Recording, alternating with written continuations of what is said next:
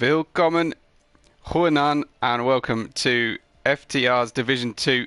This is race 2, and we're heading to Canada at the Circuit Gilles Villeneuve for our next race. Of course, full qualifying on its way.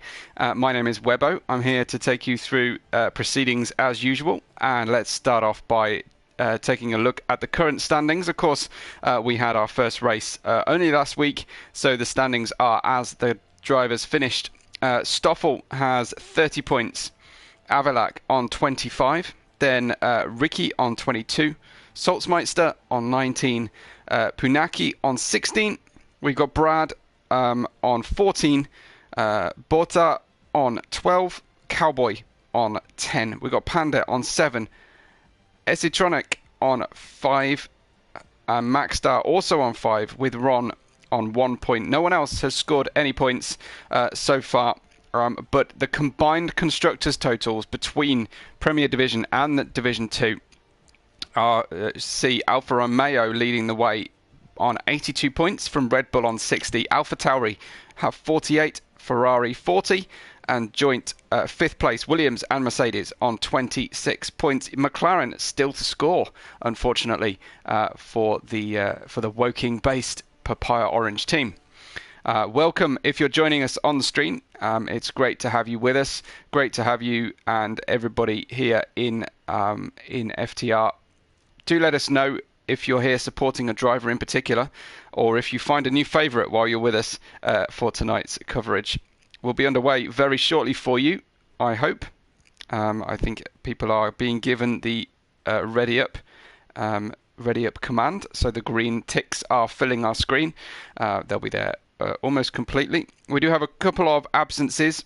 From what I can tell, Dan won't be able to make it tonight, and I think let me get this exactly accurate, and unfortunately Rubber General will not be racing. With Martin will race as a reserve tonight and has just joined, I believe, the FTR League and community. We are really looking forward to this one. We've all stopped readying up for some reason. Now, what's going on, guys? I started everything to get us underway. What's happening here? Lobby's been updated, so hopefully Maxstar has now joined. I think he joined after me, did he? As did Saki Bene, I should say. Burn It Down is impatient to get going, and hopefully we'll be there for you very soon. But like I say, full qualifying, 3 sessions of qualifying where we lose a certain number of drivers in the first session. Usually we lose a further 5 in the second session, and we'll be left with a top 10 fighting it out for what could be a super pole or just a general qualifying session of 12 minutes for 10 drivers to set their fastest time, where we will have the grid ready for our race. Let's go, everybody. We're all keen to get underway. But yeah, welcome everybody who has joined us so far, and do make sure that you have subscribed to the FTR channel. If you enjoy the commentary tonight, don't do it yet, but if you do enjoy the commentary tonight, you can find me on Twitter and just about every social outlet except Insta, at WebboRed5. So we'll be underway in just a few seconds' time. Holdouts from Shakes and Martin, but hopefully they'll be there. I'll try and keep an eye on the live chat, and I'd be grateful if you spot anything that I'm not talking about, maybe something lower down in the field or somewhere else, and if I'm not talking about it, tell me and let everybody know, and I'll ask for your predictions at various points as well. But we don't often go to the Circuit de Gilles Villeneuve in league racing, at least in my experience. Seems to be something that that the community tends to shy away from. I can't really comment on FTR. This is my first season with FTR. They're into their 6th season now, of course. And but it's a very fun street racing track. It's very narrow. There's walls everywhere. We know some spectacular incidents and crashes have happened in seasons past, and Shocker is the first one to show his support, and he's supporting Burn It Down tonight for the win, and I'm sure Burn It Down appreciates that. I'd love to know how well supported our team, our drivers are from everybody. But welcome, of course, everybody joining us. If you want to know the qualifying results, if you want to know the championship positions, just rewind to the start of the stream, and you'll find that. While we see it is a very, very wet circuit, Gilles Villeneuve, at least in the pit lane, so we're looking forward to seeing what the drivers can do in a wet conditions. I haven't had a weather forecast yet, and I hope to pick one up.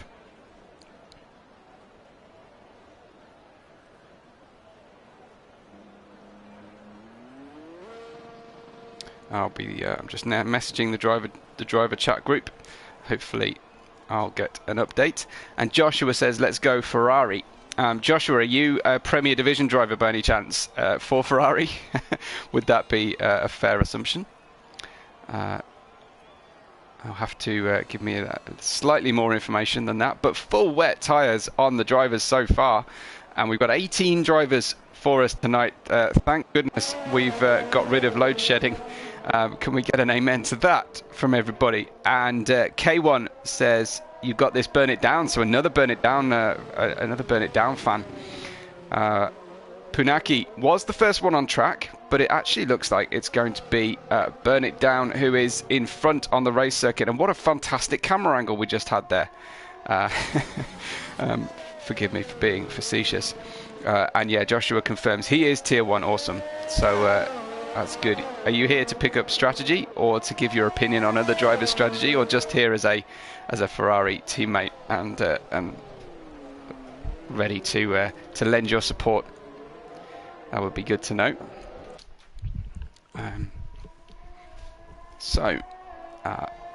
What our drivers will get used to is that the fact that I always give the first track action to the guy who is tackling the first lap first in qualifying. Remember, Q1 we got 16. It's actually an 18-minute session, but we're already down to 16 minutes here. As Burn It Down gets down into the braking zone for turn 1. This is actually named the Senna corner, but it's turn 1 and 2. Turn 2 is a very slow entry hairpin. Turn 3 and 4, this chicane really takes you by surprise every time you get there. It's very difficult to spot the braking zone, and you're gradually getting out of turn 5. Now turn 6 is slower than you wish, and you're waiting to get the power down. Turn 7 might as well be ice underneath there, and Burn It Down finding it incredibly difficult to get the traction out of turn 7. Then a short straight down to braking under the bridge for turns 8 and 9. Another nice chicane. See how close you can get to the wall without touching it. And then this long looping left bended straight as we get down into Le Ping, or the hairpin here for turn 10. The Casino Straight, so named, as we now head down at full throttle. A DRS overtaking opportunity down here, of course, and full DRS available in all qualifying sessions that are dry, as we then brake heavily into the Wall of Champions final chicane. We avoid the Wall of Champions, just Burn It Down, and we go to cross the line. And what will it be for him? It is a 1:22.675. So let's have your predictions for the cut-off time for Q1, please. So what do you think you need to score to be safe out there? Punaki has a 24.1, quite a distance away from Burn It Down, and Esitronic has a 1:27.1. So really, really close. Saki tells me it's wet all 3 qualifying sessions, but crucially a dry race. So great to hear from Saki, who gave us that info. Really helps us to see what we're coming up against. And now what does that mean? When we've got full qualifying, do the drivers still favour a dry setup here on these tyres? J-Boy about to cross the line. It's a pretty slow time. It's a 1:31.1. And Martin, reserving tonight, has gone 5th, with Jacques in 2nd place. Jacques appropriately named for this French-Canadian track, of course. What's Ron up to? Ron has a single point to his name so far in the season, and he's currently starting his lap very gingerly indeed through the next few corners. Burn It Down still holds the fastest time, but this is about who is in the 3 or 4 slowest times. tonight. I'd be surprised if it's more than 3 this time, but it's always a bit of a lottery to find how many drivers are eliminated when we don't have a 20-car field. Ron is really struggling with exit of the corners, perhaps taking a little bit too much speed in, and not quite anticipating the understeer on the way through the mid-corner, braking into underneath the bridge here at the middle of the track. Again, difficult navigation through there. You want to be able to use the curbs, but really it's you need to be well off the curbs and the white lines when you're accelerating. Down into the hairpin goes Ron, still suffering tremendous understeer, but he'll be on a light, a low downforce setup, I would imagine, for the race. So let's see, as Ron is then heading down the Casino Straight, facing the pit lane entry there.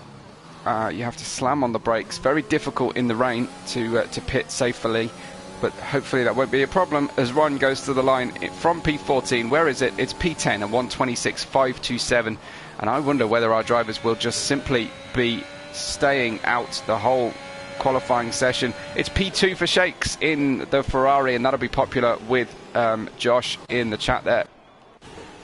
Joshua Lee. And Stoffel has invalidated his lap, unfortunately. We saw him take too much curb. Looks like Burn It Down has gone into the pits. Shakes in P2 at 22.5 is half a second away from Burn It Down's time. Let's see what Brad can do in the other Ferrari. Nicely through the first corner, the first 3 or 4 corners. That's turn 5 dealt with. Now it's the difficult, slow turn 6. You can carry a lot of speed in because you definitely can't carry any kind of speed out of turn 7 through this Gilles Villeneuve circuit. So looking for the braking zone underneath the bridge, getting good initial turn in, perhaps slightly too much initial turn in, and needed to make a small correction, did Brad. Then heading down, so for the final hairpin.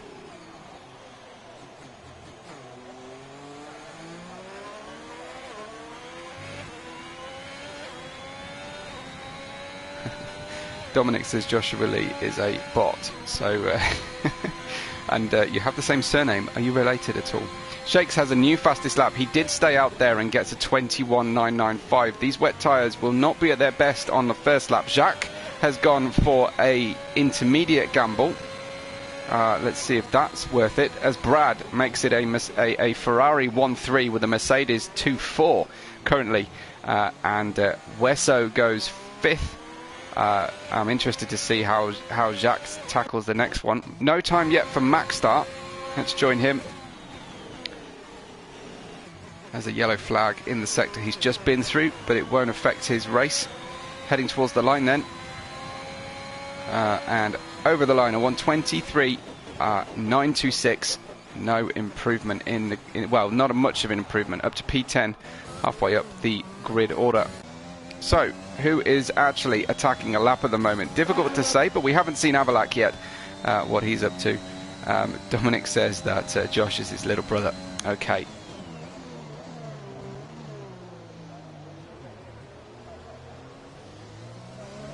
Shocker says Mercedes versus Ferrari. I've seen that somewhere before. I'm assuming that you mean the Premier Division. Fortunately, I'm not part of the Premier Division, unfortunately, so couldn't really comment. But Alfa Romeo lead the combined championships at the moment. Avalak then, treading carefully through the wall of champion chicane, goes to cross the line, and it's P9 for Avalak, right next to his teammate, as Brad gets a new fastest lap. Those Ferraris getting the quick laps on their second lap on the wet tyres. And Jacques is starting his lap. This will be interesting. Let's see what Jacques doing in the McLaren. McLaren yet to score across both divisions at the moment, and he's looking to try and make use of the intermediate tyres early doors. He's got a P7 in the bag so far, and thankfully the other driver's getting out of his way. Does look like he's got a reasonable amount of grip out there, so maybe the intermediate are the right tyre to be on. I haven't had any predictions yet of the cut-off time for elimination in this Q1 session, and by how much will it change next time out. Big questions, of course, for the field. The rain is falling steadily, but Jacques not struggling for grip. These intermediate tyres are pretty magic, aren't they? They tend to work across all kinds of conditions. The game will have suggested wet tyres, but perhaps the game has started to suggest, or the Jeff in the game has started to suggest intermediates. As out comes Ricky and Esitronic on intermediates. So does Stoffel as well. Stoffel, who currently leads the championship, having won the previous round. So Jacques looking to get the car down. He's got Donovan in his way almost, but there's not much of a tow being able to be given from one McLaren to another. He goes across the line then, Jacques, straight up to P2. Not quite as quick as Brad, but how did he manage to split the top two, as Avalac has gone into third place now. So 1:21.9 is the same time for the top four drivers, just underlining quite the amazing closeness of the field we have here in Division 2. Stoffel then, last week's winner, looking to cross the line. What's he got on the intermediate tyres? Straight into pole position, a 1:21.3, and if anyone needed any kind of guidance, that's what you need. It's intermediate time, absolutely, for the drivers. Did anybody come out again on a fresh set of wets by any chance? I don't think they did. Saki still hasn't been out in the Alpine, which is slightly surprising. And Tormund says Forza Ferrari, which is great. So we've got Ferrari teammates joining us from the Premier Division, which is awesome. Great to see. You love to see it, don't you? But Brad is in the pits putting on those intermediate tyres. Jacques going to go for another lap and straight up to pole, a 1:21.173 for Jacques, beating Stoffel by just under 0.2 of a second. He's keen to get out of Brad's way now. So I wonder how much fuel anybody puts on. I'd be putting on 4 laps worth of fuel here with 5 minutes to go. Let's see what Esitronic can do. He's really struggling on the intermediate tyres, actually, in comparison to the way that Jacques and particularly Stoffel were driving. Esitronic having a big power oversteer moment as Stoffel retakes pole on a 1:21.0, and Dominic says the cutoff will be a 1:23 flat. So expecting much faster times from the tail of the field, it seems, for that elimination from this session. So Esitronic in the Aston Martin. There's that power oversteer again, just losing the rear. So it's not working for him in the way that it was for Stoffel and Jacques. Maybe he can pick up some tips by following Jacques as he is on the way out of the corner. Really need to change your driving style in the wet. Instead of getting all your braking done before you turn, you get all of your turning done before you accelerate, pretty much. So you're accelerating in as straight a line as possible. Esitronic over the Wall of Champions chicane. The final chicane, turns 12 and 13, goes towards the line. Can he get up from P14? Just one place up to P13 now. So we'll join Brad, I think, and see how he is faring. Again, getting strong turn in, quarter of a second. No, we won't get his time until shortly. There we go. 0.7 faster than he's been on the wet tyres, I think, for Brad. This is his first foray onto the intermediate tyres. Some leaves on the track there on the outside of the corner. Not exactly useful for the drivers. Salzmeister gets a 1:20.4, but burn it down. His teammate in the Mercedes betters him again, and we go right up to the 1:20.2 mark. So a 1:23 flat currently is exactly on 13th place. So let's see what Brad has got underneath him. Waiting for the chicane braking zone. Again, really positive turn in, almost too much, as he then goes for the line. Brad, P7, what's it going to be? New fastest time, a 19, the first 1:19 we've seen, and by a huge margin of 119.694. Is the track drying, or is Brad just that good? Let me know. Avalak has featured quite highly. He's currently going 1.5 seconds faster than he's been before. I'm thinking that 123 flat might be a little bit pessimistic for the weather. It is continuing to rain visually, as hard as it ever has been through the session. But let's see what Avalak can do. Obviously, a dry line will start to develop on the track. It's not evident on screen for me as a spectator, but that's the rain rendering for spectators isn't actually very accurate compared, especially in terms of the spray, compared with how it actually looks from the cockpit. Dominic says, well done, Salts, improving steadily week on week. Nice to see. Like a good bit of feedback for each other. Avalak then, P12 currently. Just the daylight changing on the matte finished Red Bull temporarily made me concerned we were going into AI conditions, but P3 for Avalak at 120.197. Brad goes fastest again at 119.4, taking that top spot again, although of course all this is about is avoiding elimination. Let's see what Maxstar can do, because he is very much in the elimination bubble. Track does appear to be getting faster, and the next session will be similar. Shakes takes the top spot once again. Maxstar from 17th. Where's this going to put him? P5 should be safe, you would hope, at least. And let's see what Esitronica is up to. Struggling again in these wet conditions to get the car into turn 1. We'll follow Esitronic, and we'll follow Donovan as much as possible. J-Boy and Saki, they're not going anywhere. They've either binned it or aren't able to perform in qualifying today. Welcome if you're just joining us. Very pleased to have you with us, and do make sure that you find out the championship positions in between sessions. You can rewind to the back to the start of the footage tonight.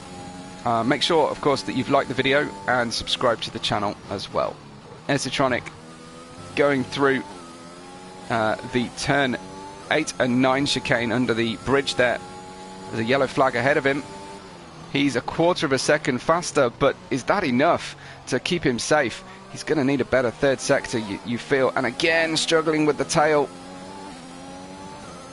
And Tunable says, these Ferrari boy mean business tonight. They certainly do. But I can see it's definitely Ferrari, Mercedes, Red Bull as things stand at the moment. Solsmeister and Botta have decided they're not going to do anything more. Esitronic then for the line. P15 right on the bubble. What's it going to be this time?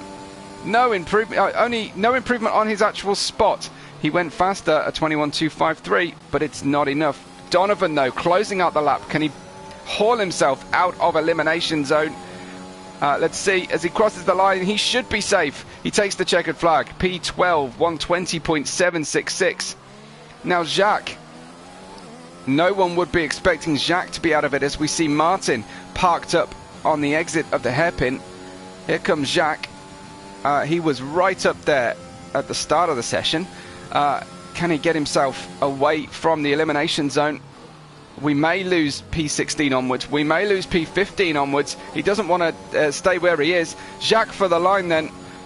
Heading for the gantry. And no improvement this time. So Jacques absolutely at risk. Nobody else is going to be able to challenge from beneath him, because they've all taken the checker or have, in fact, retired from the session.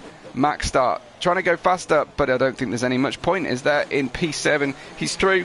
It's done, and let's move to Q2, shall we? So Shakes and Brad, a Ferrari top spot, a 119.179, and Brad a 119.467, closely followed by Burn It Down. A little gap to Avalak, and again to Solsmeister and Botta, who are super close to one another. Then we ride with Maxstar as he retires from the session, and that session over. Q1 finished, and let's see who ends up getting themselves eliminated.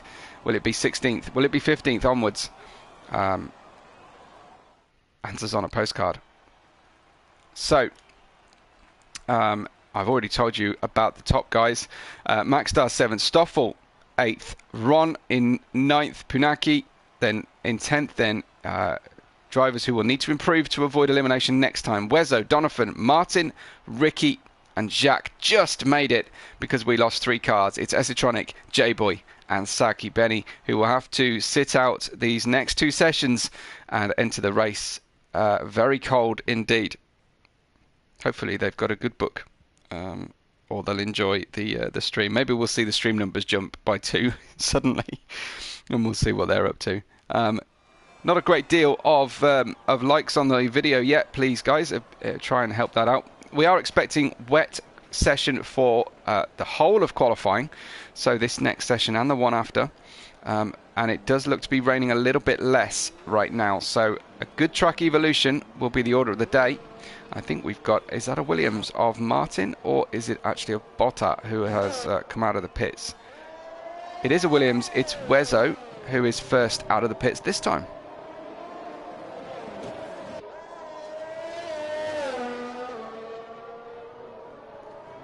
Dominic is, what, feeling sick? I can't quite read that emoji this on my device, unfortunately.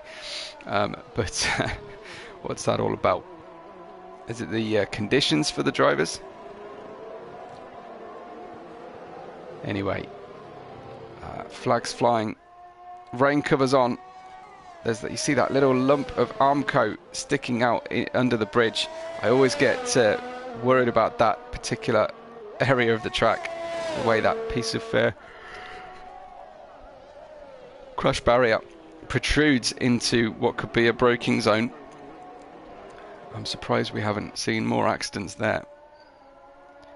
And then heading down the back straight. Oh, Dominic says it's the Ferrari 1-2. Okay, cool. He wants to see somebody else on the front, of course.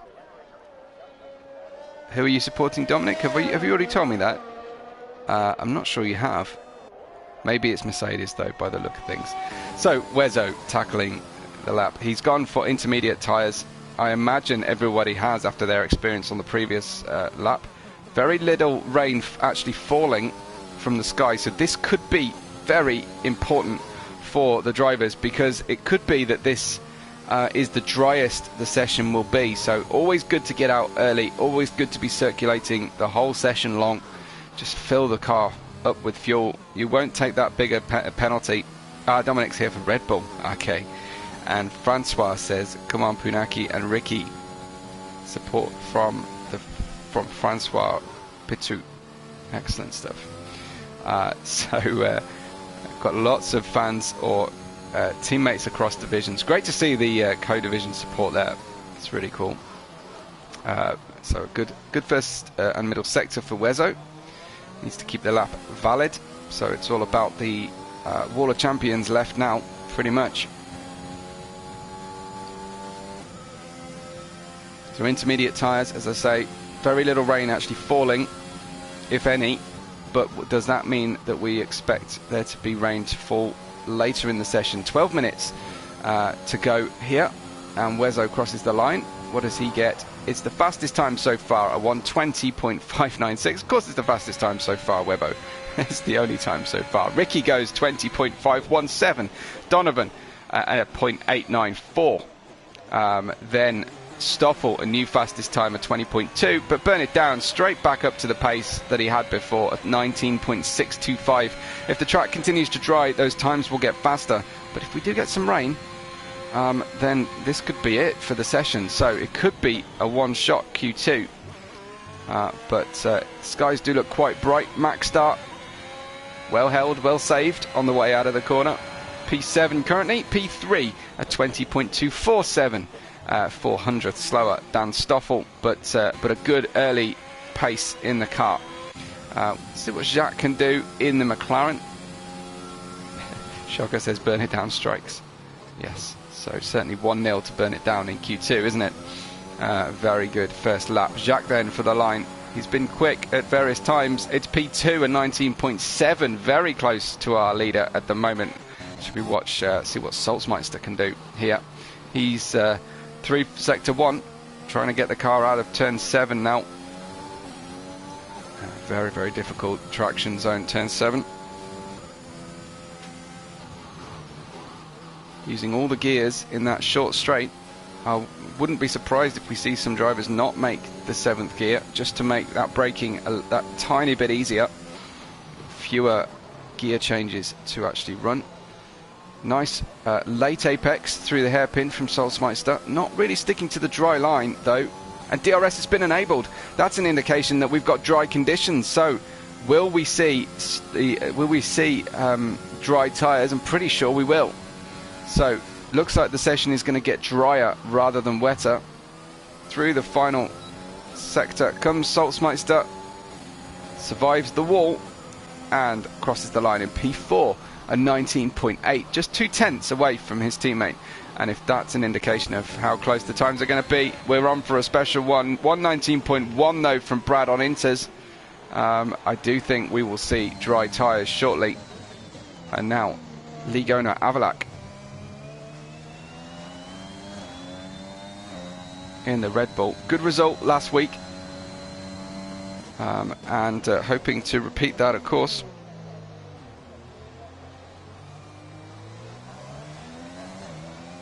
So looking for a little toe maybe on the back of these guys in front.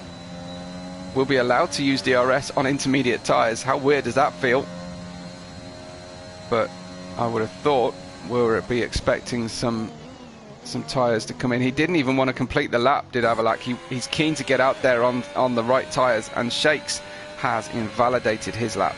And it looks like we're going to have some in-laps for everybody. Interestingly, Ron has gone out on soft tyres. It is soft tyres on the car. Our tower is telling us the wrong thing on screen. Our on-screen display is saying he's on Inters. Needs to avoid the wall there. Oh, that's a huge save through the middle. That looked for all the world as if he was going to lose some front wing. I'm pretty sure he rubbed the wall. So Ron, soft tyres, the first driver on those softs. How will he get on here? He hasn't actually set a time yet with 8 minutes remaining, so just piling the pressure on himself a little bit. You do want to get a safe banker in, because that will, if you do invalidate repeatedly, you'll have trouble. Ron currently not struggling for grip, it seems, on the soft tyres. Looks like he's got them up to temperature. I imagine that Larry moment through the final 2 corners probably helped with tyre temperature. And what we see, we've got outlaps from Ricky and Donovan. Are they actually on intermediates or not? I would imagine not. Ron getting a little crossed up on the way out of the hairpin.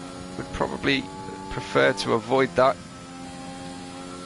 Into 8th gear already, and now just waiting for the really small braking marker boards to come up.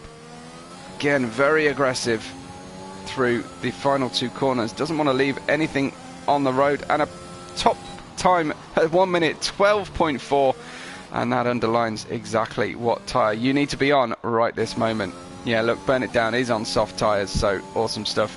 Just a little glitch we've got there visually, but I would imagine everybody will come out onto soft tyres at the moment. I mean, why wouldn't you at this stage? So we're going to lose 5 drivers from this session. We're definitely going to lose Martin, unfortunately, who has had a bit of a torrid time since reserving for us here tonight. Seemingly parked up early in Q1. Now what can he do? He's definitely going to be eliminated from Q2. Won't start higher than 14th. Burn It Down. Very direct steering input. That was Alonso-esque, wasn't it? The way he just threw the steering wheel to the left through turn 1. Ricky goes 1:11.533 for a new fastest time. This is all about who can hook up a lap. Donovan gets himself right out of elimination worries on a 1:10.6. What about Burn It Down then? We will get an update on his time down the next mini kink straight. Crosses the line here, and it's 5.5 seconds faster than he's been before, which is healthy, but not exactly on target for the top time just yet. Still a third of the track to go though. There's the DRS beep. And just now wait patiently for your braking zone. Very late. That was more like 60 meters from Burn It Down. Decided to chuck the car in and rescue it later. Burn It Down and for the line then. It's a P2, 111.22. But the first two sectors weren't enough to steal the pole position. Sorry, the fastest time. It's not pole position yet, is it? Shakes is invalidated. That's going to be a high pressure situation for him. Punaki then for the line, getting a bit of a toe behind Salzmeister. Punaki, what's this going to be? It's a faster time, but it didn't click. Had he invalidated? Did I miss a red indication? Salzmeister has also invalidated. So if you've put pressure on yourself with 4.5 minutes to go, you've got one more throw at it. Brad then on a hot lap.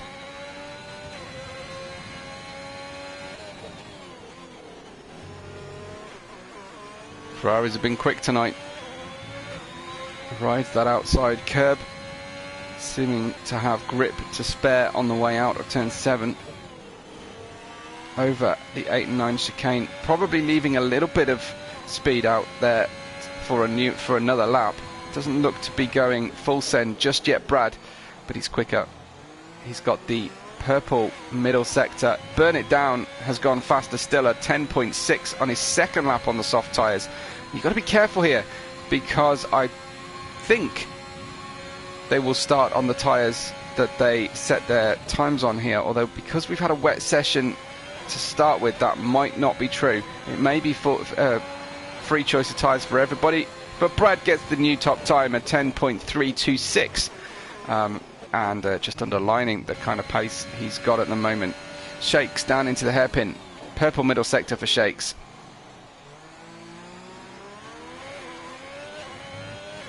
What do we think the cut-off time will be for this session? Ricky is risking it, an 11.533, and has gone P7 but retired from the session. I'm not seeing where his car is. I think that might be a voluntary retirement. He's quite happy with that time. 11.533 for him. Shakes though will cross the line and get the top time once again at 10.222.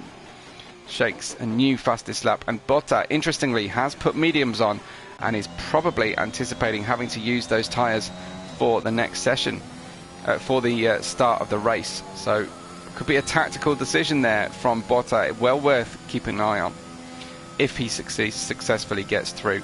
Wezo has gone P9 on an 11.578, and Salzmeister into the pits for a new set of tyres, I think. Avalak has now started a new lap. He just invalidated his previous one, so it's now or never for Avalak on medium tyres. I don't think he will have time for another in pit and out lap before the checkered flag. 2 minutes to go. Confirm that. So Avalak with a little bit of pressure here, a little bit to do. Shakes has the fastest time at 10.222, and Avalak manages to dispatch with Punaki's Alpha Tauri comfortably enough, which you'd expect from a Red Bull sister team. Although no favours given across such things here in FTR, I'm sure. It's constructors across divisions. Constructors all out for themselves. If the drivers can manage to get along with one other driver, I think it's pretty much a miracle in league racing, is it not? So Avalak running wide through the final turn, managing to collect the car, a 111.275. That's right on the bubble for a quick time. See what Ron has at the moment. He's 0.3 faster than he's been before. Needs a heck of a lot more to be safe. Crosses the line, ends up not having a good final sector, and I don't think he's going to have much more to play with out there. I think we might have Stoffel. Is he on a lap? Could well be. About to cross the timing beam. Half a second faster. So Stoffel on target here for a 1:09 potential.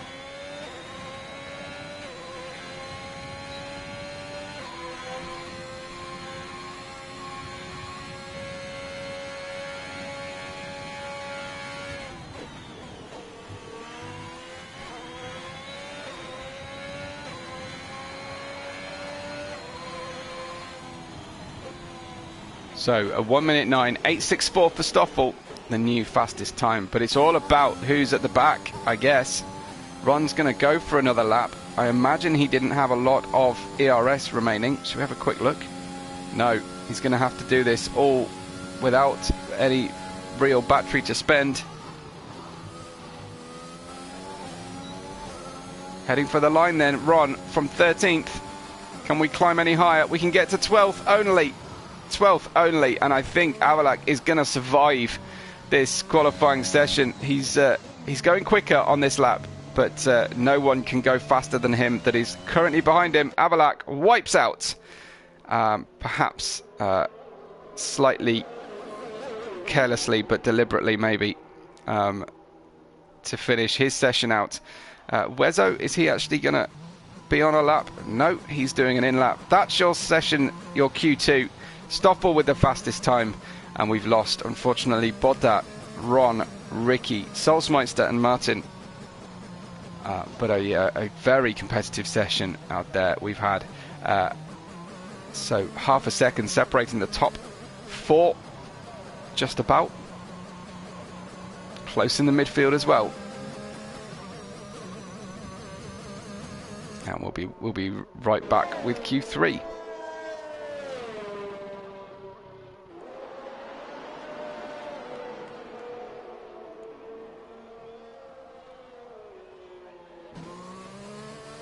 So who's going to get the pole tonight? It's been super close between both Ferraris, and Stoffel in the Alfa Romeo championship leader as well has been quick. Who's your nomination for pole position? You only get one pick, so choose wisely.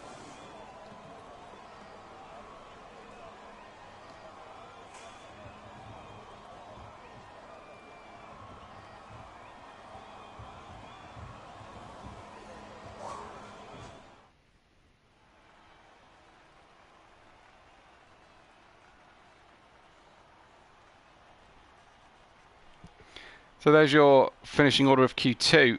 Stoffel, Shakes, Brad, Maxstar, Donovan, Burn It Down, Wezo, Jack and Punaki survive, and we'll start on those tyres, all on soft tyres apart from Wezo on mediums, unless the game mechanics allow for it being a wet session. Strangely, we've also lost Avalak. So they obviously split the field. Well, it look like we'll have 9 runners. Avalak, Botta, Ron, Ricky, Solsmeister and Martin will sit out the next session and not be able to fight for pole position. I'm surprised by that. And Joshua pointing out that both Red Bulls were lost from the session, indeed. Very unfortunate. But I'm sure they'll be strong on the way through the race. So 9 cars will have 12 minutes to set their time. Just about able to do 3 fast laps with out and in laps. We've got a car heading out already who's very keen to get underway. That looks like Punaki, and it is. So let's have your pole predictions. Doesn't count if someone's set a time already. And Tunable says, good job to McLaren getting both cars into the final session of qualifying. Again, we were predicted wet conditions for all 3 qualifying sessions, but this looks to be as dry as it gets currently. So does that mean we are expecting another shower of rain before the end of the 12th minute? Again, what a fantastic... That's almost deliberate, that camera angle, isn't it? So we can really, really focus on the Aramco advert. Anyway. And Francois says, Leka Punaki. Let's go. So, Punaki, first car out. We'll ride on board with him very shortly. I wouldn't want anybody to get bored of onboard shots, would I?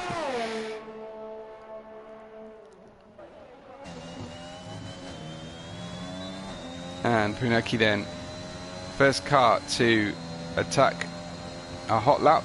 Everybody else on track very quickly. I wonder if they are expecting some rain. 10 minutes to go now already. Punaki first across the line with 10 minutes to go. and a quick invalidation, sadly, for Punaki. Everyone trying to find some room on the racetrack. Not a big problem for Punaki. Maybe Wesso might be a good guy to watch then, who might keep the lap alive. You do need to set a good banker lap first off. A 19.6 is Wesso's first sector. Forget about coloured sectors on the drivers' first laps in each session. It's a long-standing glitch. Yellow flag up ahead for Wesso. I guess that's Punaki just slowing a little.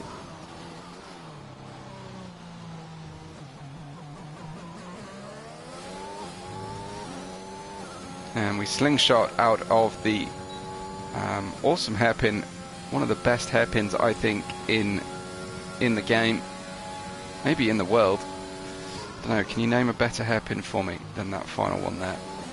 Wesso then for the line, running close to the right hand side. A 10.444 is Wesso's first stab at a lap.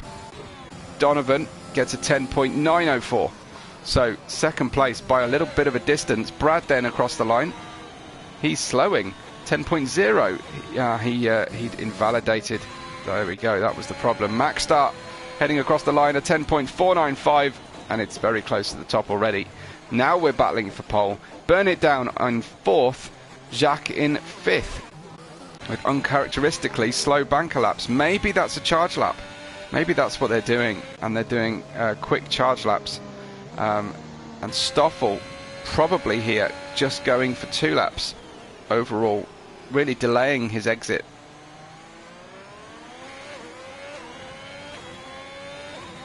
Another yellow flag for Stoffel, but he will be the next one to go for a lap. Punaki and Brad invalidated, so did Shakes, so pressure on. We're just under 8 minutes to go. We've already had a third of this session.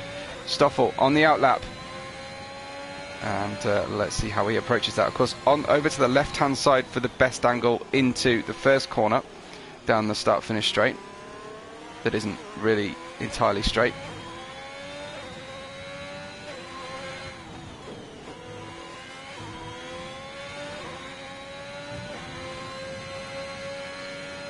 And at 19.4 is his first sector.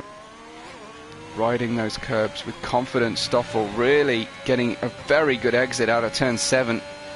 Certainly in comparison to how I can drive this track. Over the curbs we go with Stoffel. Using every inch of the racetrack at the moment. Beautiful angles, beautiful lines. What about this late apex again? Perhaps could have been another meter to the right. But who am I to tell anybody how to drive? Yellow flag in sector 1 and 2. Not a problem for Stoffel, who's finishing out sector 3. Like I say, probably just 2 attempts at a lap for Stoffel here. Avoids invalidation. Power on early. Sprints for the line to the right hand side, and it's straight into pole position of 109.761.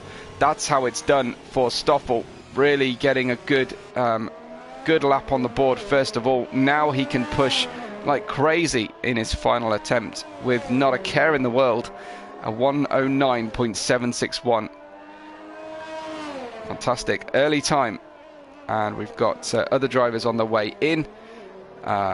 Donovan has already started his lap on the way out, and so has Shakes. Donovan will be slightly in front on track. Not by much, as I expect. Jacques is heading into the pits. Yes, indeed he is.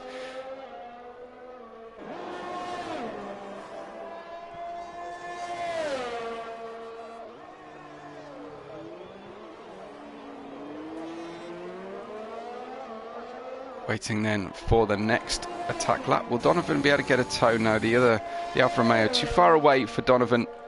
I'll ride with Donovan through the first sector, but I'm very keen to see what Shakes can do here on his second attempt, as he's been there or thereabouts at the top of the order for the first 2 sessions of qualifying. Donovan then, next time, he's currently P4.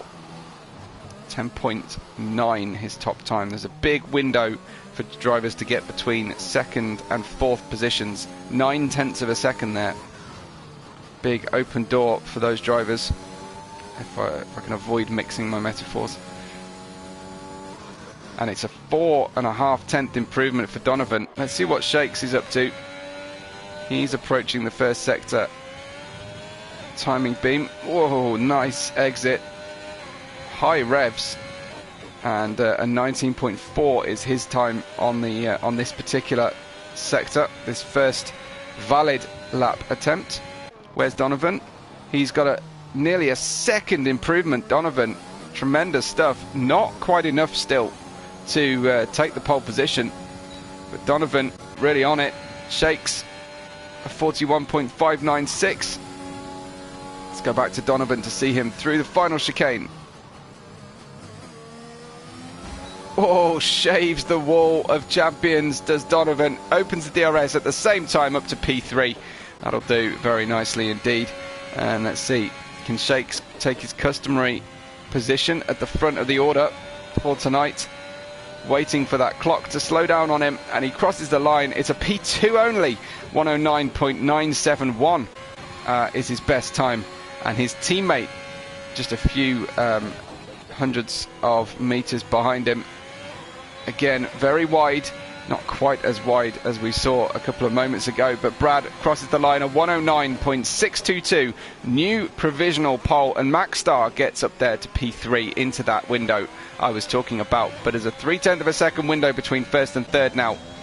Punaki has invalidated his second lap, so all the pressure in the world on his next one, and the drivers will be racing around to try and get round for a new attempt and a final lap. Jacques is 1/10 faster than he's been before, running slightly counter to his to the main strategies tonight. I think he'll only fit in this one attack lap left.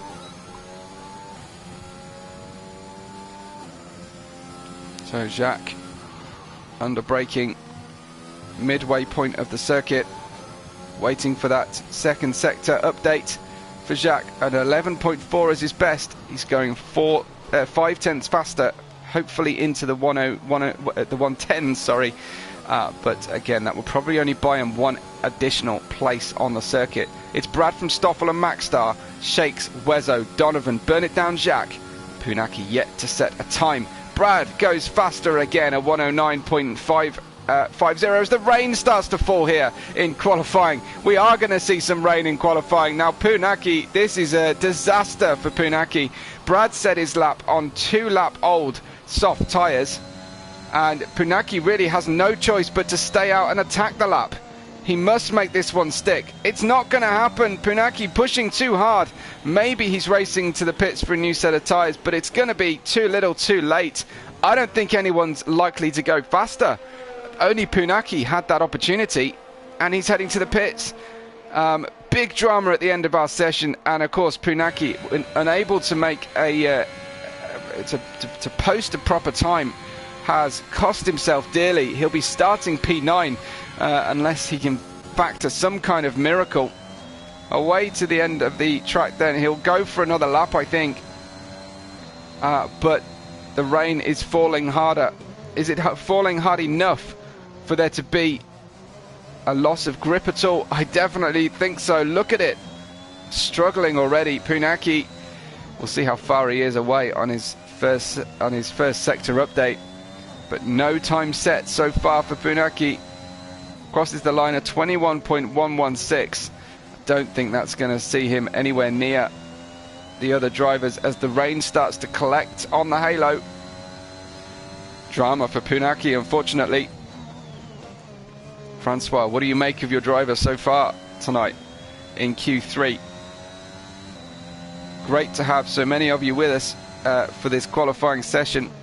Really awesome. I'm going to have to go on trust that we do have some likes on the video already. Hopefully we do. That's what we're trying to get to for the boss. So 30 seconds remain, but it is raining. It's raining fairly significantly now. Punaki, cold brakes, cold tyres, straight to the pits. It's not going to happen. It's going to be Brad on pole. A 109.550 looks to be the fastest anyone could manage tonight. retirements all round. Very kind of the drivers to help us all get a move on here.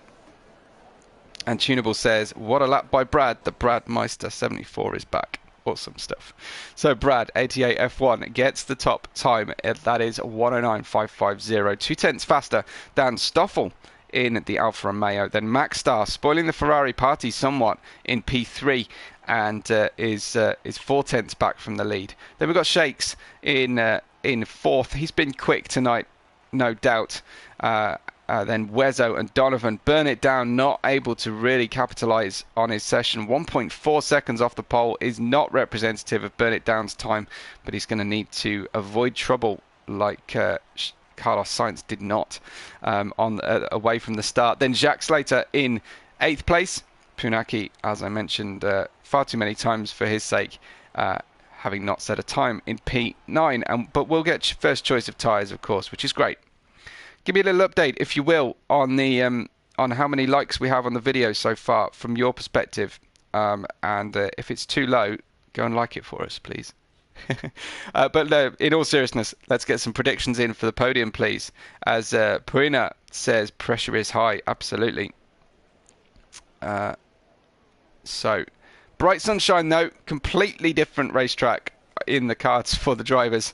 Of course, it's the same turns, but it's going to feel very different here. But during the formation lap is the only opportunity to get full credit for your podium predictions.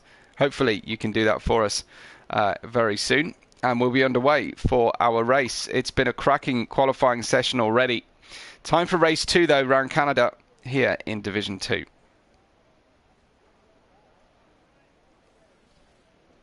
No updates in the driver chat, just to keep you informed. No one giving much away, so I can't really provide you with a great deal of comment direct from the drivers. I'd love to if I could. So 2 stops being predicted, or comically 3 stops in a 50% race, but a 2 stop is certainly a possibility. I have seen 1 stops work. Ron is almost certainly going for a 1 stop, starting on hard tyres from P12. Controversial perhaps. Let's see. Great. Tunable with our first prediction. He says Brad Stoffel Donovan. He doesn't even think a Mercedes is going to feature on the podium. That's a bold prediction, I would say. Anybody got a Mercedes up there, or is it all about Brad and Shakes or Stoffel after winning the previous round? Is his confidence high, or is he starting to feel championship pressure already?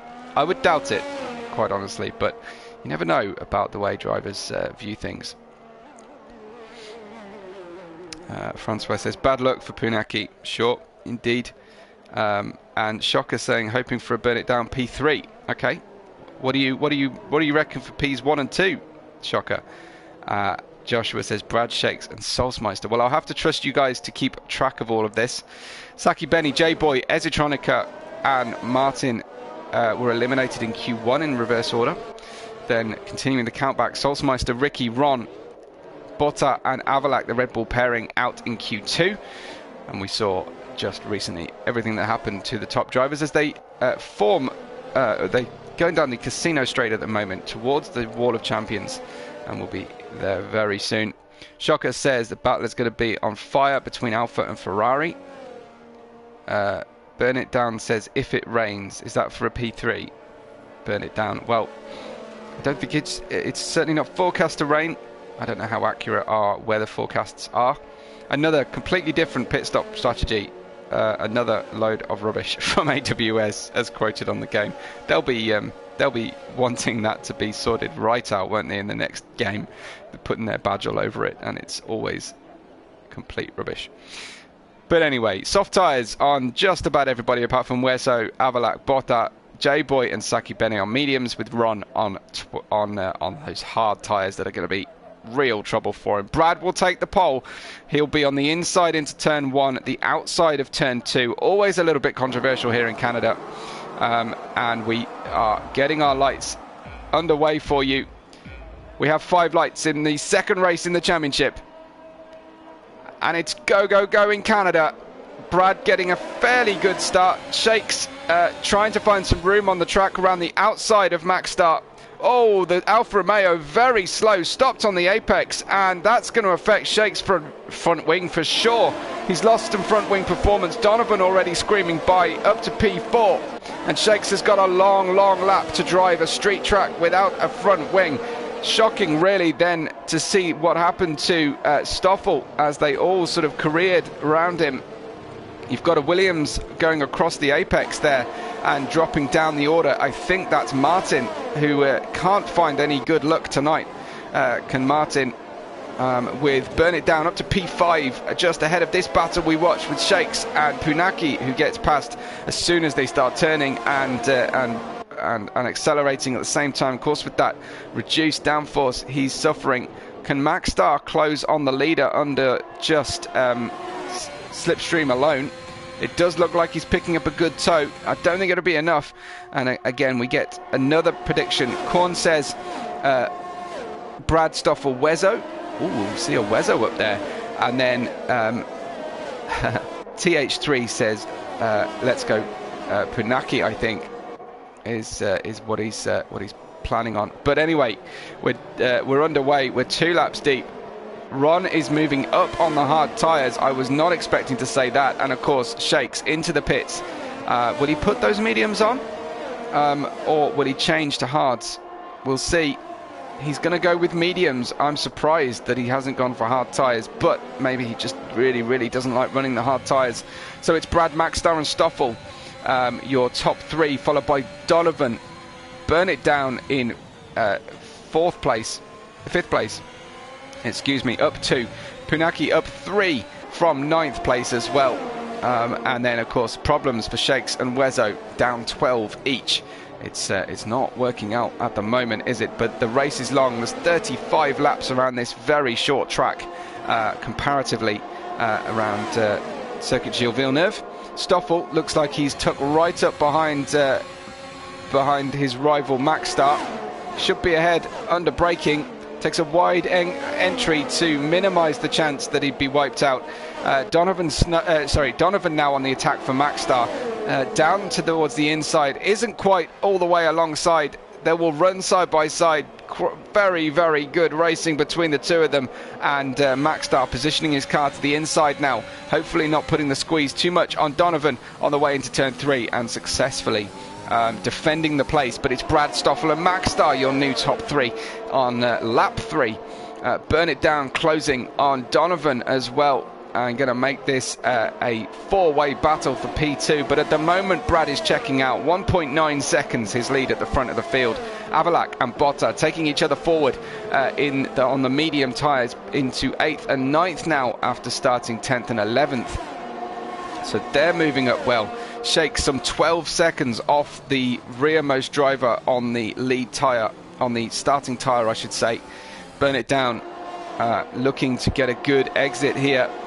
Should have DRS, does have DRS, but then unfortunately for him, so do the 2 cars ahead of him, and that's going to neutralise his overspeed, unfortunately. What else is happening further down? Shakes, Wezo and Martin went in the pits. We've got a penalty for Donovan on the card already, and now one for Esitronic as well, unfortunately.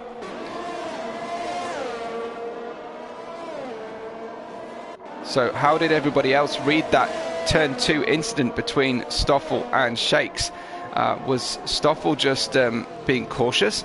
Was Shakes not being careful enough? How do you see it as Shakes gets a new fastest lap and desperate to get on terms? In fact, he took 3 seconds out of J-Boy on that previous lap. And Donovan looking very close behind Maxstar. Maxstar much less close to the car in front of Stoffel, who with some clear air is now starting to catch Brad as well. So it looks like Stoffel might manage to get himself out of attack range from Maxstar, which means Donovan will become the first driver with a DRS profit on the one in front. Yes, indeed he does. Let's ride with Donovan as he gets the overspeed. I'm not sure it's going to be enough. Tries to off-put Maxstar slightly. Another DRS zone down this short straight, turning right towards turn 1 officially.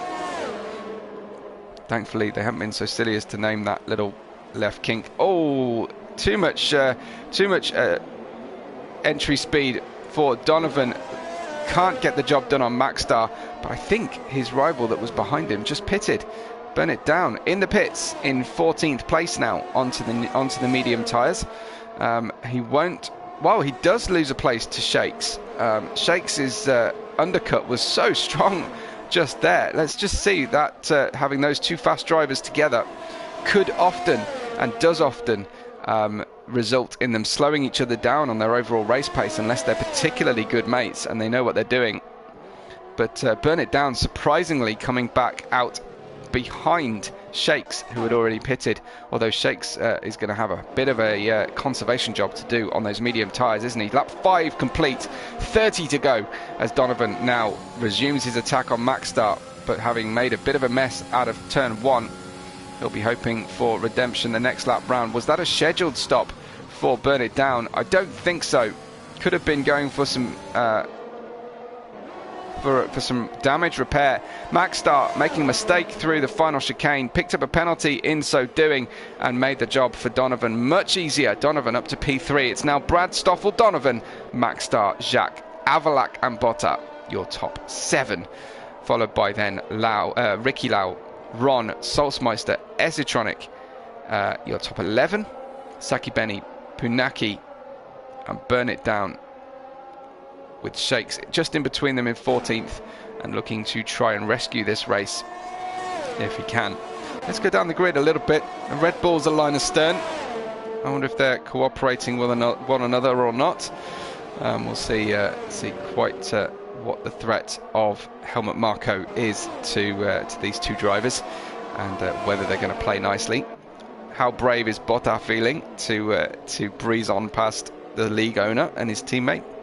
It's got to be one of the more awkward positions to be in league racing, hasn't it? Teammate to the league owner. Well, he gets past easily enough on traction, ERS and a little bit of DRS. He'd already passed almost before the DRS line, so Botta up to P6. A car pits ahead, and that is Maxstar into the pits.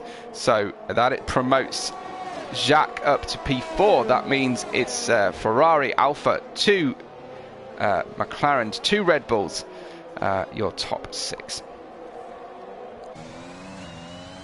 1/5 distance now, lap 7 complete, and I think we're starting to near that those scheduled early stops. Possibly going to be looking at a 2-stopper, soft, medium, medium, soft, medium, soft for the drivers tonight. Possibly a 1-stopper for Ron, who's in P9 on hard tyres, with potentially the same number of stops to make as several other drivers behind him.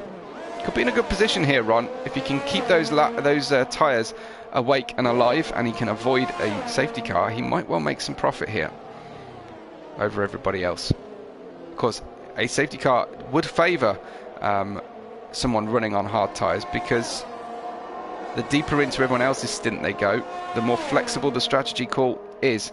And if you can still get that cheap pit stop. Whoa, Botta with some great pace here, going for a move on the McLaren, who positions his car for the better exit out of turn 13. And Botta, needing to avoid getting too greedy, manages to keep the momentum. Down the inside he goes, and past into turn 1 and 2. In lap 8, Botta up to P4. Oh, with some strong pace on these medium tyres that he started the race. So Shakes has retired from the race, and we have our first safety car.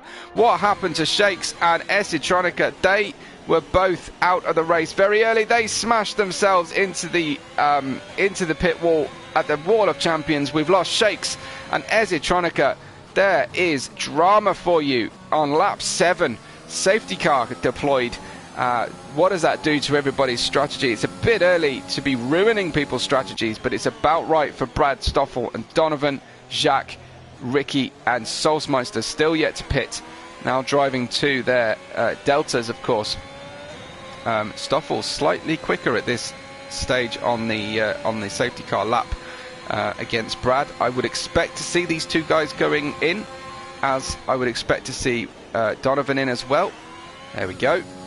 The front two, some 6.5 seconds before the safety car ahead of the rest of the field, but that's all going to be ruined for them, isn't it? Donovan into the pits, Botta on the medium tyres, refuses the opportunity Will that be a mistake as his teammate comes in as well?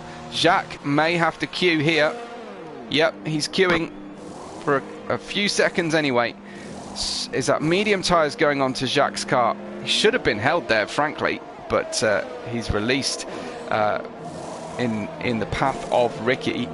So that's how that all shook out. Ron has stayed on the hard tyres and is committing to this strategy of running the hard tyres.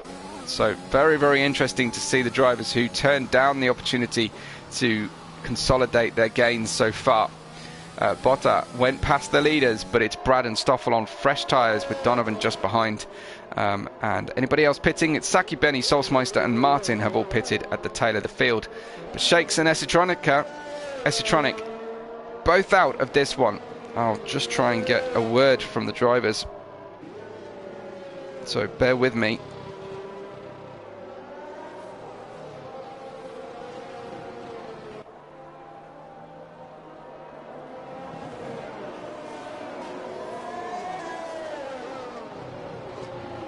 Try and get you a line for them. I'll ask them in the driver chat, hopefully get an answer, or maybe they'll come by the live chat and give us their view. Hopefully not too inflammatory if one driver was seen to be at fault. But both out on the same lap, at the end of lap 7 were those two drivers. Unfortunately, Shakes was going to make it a really good race at the front with his pace in qualifying, but the points are on the race session, or at least the bulk of the points, and that's the way it is for Shakes tonight, unfortunately.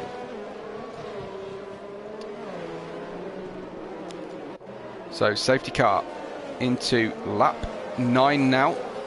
The field should catch this lap and hopefully we'll get some news. Puna says rain on the way, so maybe there's still more drama to come. Rain is on the way. Amazing stuff. We were predicted a dry race, at least from my information from Saki. That was the forecast. So some typical Montreal weather, I think. Changeable conditions here for the drivers. Remains to be seen if the rain does come. I'll ride on board for everybody's sake. It tends to be easier to see the rain coming. Burn It Down says they were battling through the final chicane. He saw it in his mirror. Okay. I'm sure then each driver will probably blame the other. But Shakes was on the comeback. Essitronic probably not happy to be the victim of one of Shakes' comeback overtakes. Well, we remain to see whether they are willing to discuss what went down. I do try and get hold of the drivers or encourage them to let me know what happened at the end of the session, particularly at the end of qualifying in the race. See if we can get any line from them. But the safety car will come in this lap. Botta will take the start on older medium tyres. Look for Ron to have trouble on the hard tyres unless he's done some exceptional warm-up work. He'll struggle out there, but he could end up running hard tyres until it rains quite comfortably. Brad and Stoffel, Donovan, your de facto podium. Botta has got Brad right behind him. Goes now on the way out of the final chicane, has got a good enough comfortable gap, and let's see, is anybody else close enough to make a move? No, the driver's being pretty sensible out there. There's no need to be desperate on lap 11 of a 35-lap race, but Martin has retired from the race. Coming out of the final corner, it seems, another retirement claimed by the Wall of Champions. That's 3 out in 11 laps from our drivers. I keep seeing a blue trackside vehicle flash below on the helicopter shot there, and I keep thinking we've got another crashed vehicle, but it's just that Williams of Martin. Williams or Alpine? Pass. Can't quite tell the colours, especially when it's greyed out. But it's the top 3 as was, right behind Botta. Let's see what we've got. Okay. So Shakes tells me the way that Shakes saw it was that Essitronic tried to take his place back after Burn It Down took both of them, and there was contact. he obviously sees the blame firmly in the place of Esitronic. We'll wait to hear if we hear anything from Esitronic, and you'll be the first to know. Donovan picks up a 3-second penalty, unfortunately, and Burn It Down has gone in the pits. Burn It Down back in the pits. What's that all about? A new front wing for Burn It Down. Could be stopping several times tonight, unfortunately, but we'll check out the battle for the lead now as Brad is right on the tail of Botta. Got within a tenth of a second, but just the way the circuit runs, struggling to stay quite so close. We got Ron with a 3-second penalty as well. Brad gets by Botta coming out of the corner there. An unusual place. Did Botta let him go, I wonder? An unusual place to be passed, unless he was just holding on to all of the ERS. But Brad resumes the lead. Here comes Stoffel then down into the hairpin. Should be fairly straightforward with the additional grip he'll have underneath him. But I imagine Botta will have DRS, will he? Are we at DRS allowed point yet? We are not. So Stoffel making good use of the opportunity, but so did Brad as well, up there into the top 2 now, as Donovan tries to chase them back down again and stay on terms for a competitive podium at the top of the order. Lap 12, Brad, Stoffel, Botta, Donovan, Punaki, Ron still in P6, then Avalak in P7, looking to try and overtake Ron. Is he down into turn 1? Avalak, yes, gets the job done. Meanwhile, around the outside of Jacques goes Maxstar as well. Maxstar on the ascendancy. Cracking move there, especially on the age of tyres he's on. His next victim will be planned to be Ron at least. And Botta close up. He's holding his own here against these guys on newer tyres, but he can't get out of turn 7. It's always a bit of a trap for me, that turn 7. And on older tyres, the lack of rear grip really showing for Botta. That's where he was passed by Brad. And TH3 says Wall of Champions in 16th place. Yeah, that's probably fair. It's Wall of Champions 3, rest of the field 15 at the moment. Shakes actually tagged Esitronica when he gave that report, so Esitronica is going to have 2 notifications, one of which claiming him to have cost another driver. Well, we'll see. Hopefully he'll stop by and let us know. Jacques gets a penalty. The penalty's really adding up now. It's a difficult track. The walls are close, but not close enough to stop those kind of penalties. Maxstar gets past Ron. We've got 5-second penalty for Brad. That could be very interesting later on, because he'll serve that in the pit lane. Donovan having collected 2 lots of 3-second penalties, and then 3 seconds each for Maxstar, Ron, Jacques, Wezo and J-Boy there in 12th place. So we're still waiting on that potential rain. It does look to be getting a little bit more overcast in the sky, doesn't it? Already on our screens. Punaki is right behind Botta now. The next one on fresher tyres, but only a little bit fresher. So he has stopped, unlike Botta, but very early on as Punaki. So great to see 40 comments from you guys already. Tremendous stuff. Tunable says his podium prediction is still intact. Okay. Punaki gets by Donovan down the casino straight using the DRS, of course, and successfully gets the overspeed, gets past, but he deserved the DRS no less. Ricky, Jacques and Ron are super close. Look at this battle in the midfield, led by Ricky at the moment. Sorry, led by Ron, as Ricky tries to get the McLaren, can't get the job done. The McLaren virtually pushing Ron around turn 2, but Ron is not giving any quarter here. Wezo retires from the session. Wezo out, and on the exit there of turn 2, what can we see? Did he lose the car? Well, that looked to have possibly been due to contact. Another safety car is given, and Burn It Down almost coming to a standstill to hit the safety car timing beam, and the safety cars come again before the rain has come. So it looks like it's going to be Brad, Stoffel and Donovan once again. Does Ron, does Botta decide to pit at this point? J-Boy surely has to pit. I'm just going to remind myself about Tunable's prediction. What was it? Just struggling now. Brad, Stoffel, Donovan was his prediction. So definitely on, isn't it? Great predicting powers so far. So here we go. Safety car number 2 in our race around Canada. It will take a little bit longer for the field to catch up. And here's the rain. Here's the rain just after the leaders have caught the safety car. Now, what does that do at the rear of the field? Is anyone going to pit for wet tyres already? Yes. The rear of the field. Perfect for Ron, for J-Boy, for Saki, for Burn It Down and Solsmeister. Into the pits. They're chancing their arm. Some of them on intermediates. Ron and J-Boy have gone on for intermediate. Saki and Salts have gone for dry tyres. Saki's even put hards on, would you believe, with a rain prediction and a safety car restart. Oh, Saki, I think he's going to live to regret that, but he's only got one position that he could lose, so I suppose less to lose than most. But yeah, intermediate tyres. Ron and J-Boy are going to need to be really slow on those tyres for this lap.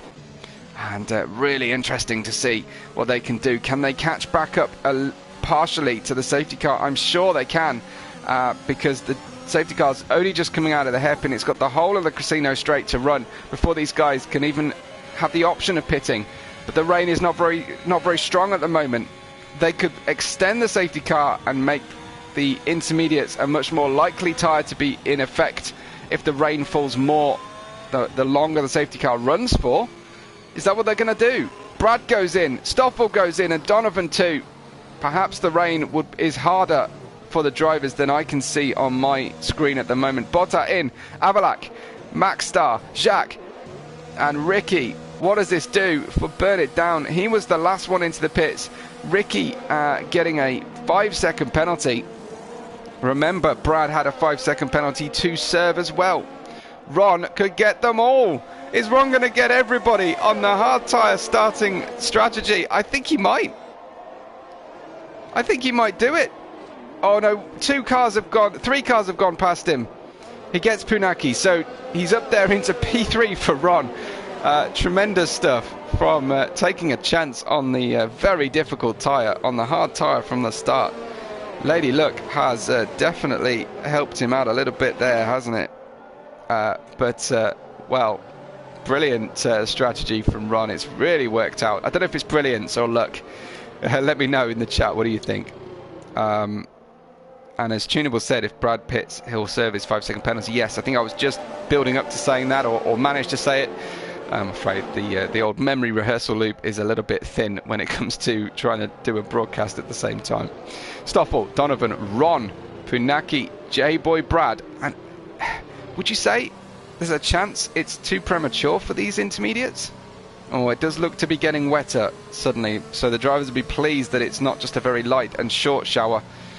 We should be on track for the safety car to come in shortly. Let's see. And Purina says penalties incoming. Right, okay.